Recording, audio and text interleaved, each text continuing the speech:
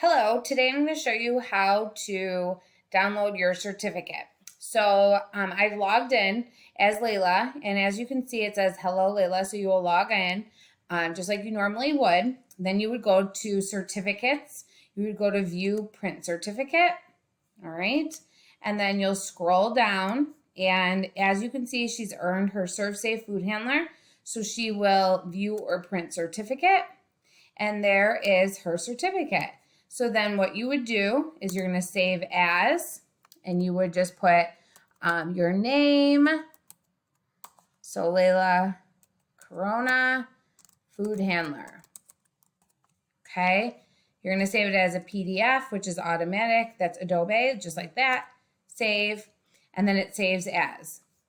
You would then go to your email, all right, and you would email it to me, and Stockard, all right, food handler, all right, and then you're going to make your attachments, all right. So however, see PDF, you can see that, connect, and then send, all right. If you have any questions, let me know.